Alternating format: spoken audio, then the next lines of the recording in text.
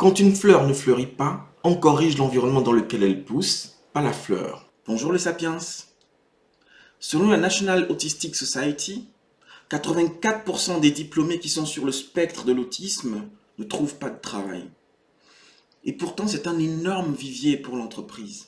C'est ce qu'a montré l'entreprise Ultra Testing, une start-up de logiciels et d'assurance qualité, dont la mission est de prouver que la neurodiversité, y compris l'autisme, peut être un avantage concurrentiel pour l'entreprise. L'équipe d'Ultra Testing est composée de 75% de personnes qui sont sur le spectre de l'autisme. En bâtissant une entreprise qui tire parti des points forts des personnes au lieu de les rejeter à cause de leur spécificité, Rajesh Anandan a fait de Ultra Testing une entreprise concurrente des plus grands groupes informatiques, y compris IBM. Le fait que les équipes diversifiées obtiennent de meilleurs résultats et qu'elles offrent à tous la possibilité de s'épanouir s'applique aussi à la neurodiversité. Les neuroatypiques apportent souvent de nouvelles perspectives dans la résolution des problèmes.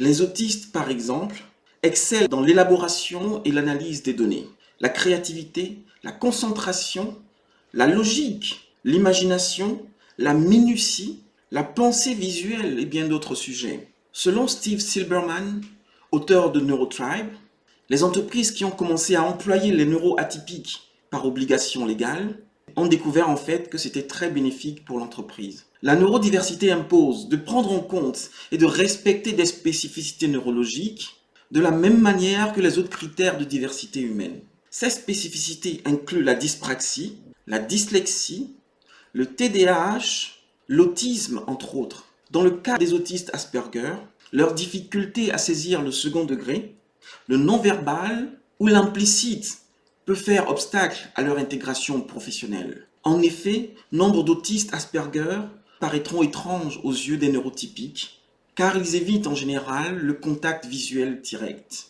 Ils peuvent parfois se montrer indélicats parce qu'ils expriment sans filtre leurs pensées, ou encore se retirer d'une conversation sans prévenir parce qu'ils estiment qu'elle n'est plus pertinente.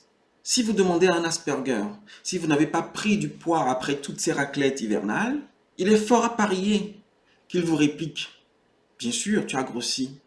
Je pense même que tu as pris 3 kilos. » Alors qu'un neurotypique vous dirait tout simplement « Oh non, tu n'as pas grossi du tout. » Un article de Harvard Business Review souligne que la neurodiversité peut être un avantage concurrentiel à condition de procéder à quelques ajustements mineurs. Par exemple, dans le domaine du recrutement, se rappeler que l'entretien face à face sert à tester les compétences sociales d'une personne et que les candidats qui sont sur le spectre de l'autisme peuvent éprouver des difficultés à regarder le recruteur dans les yeux. Ou bien dans le domaine du management, prévenir ses collègues que certaines conditions affectent la capacité du neuroatypique à accomplir certaines tâches. Ou encore, assurer un environnement de travail exempt de distractions pour certaines personnes qui en ressentent la nécessité. Il faut aussi que la description des tâches soit la plus claire et pragmatique possible, en essayant d'enlever toute donnée implicite, l'ironie, les expressions, le langage métaphorique ou encore le sarcasme. Des groupes tels que SAP, Hewlett Packard Enterprise, Microsoft, Willis Tower Watson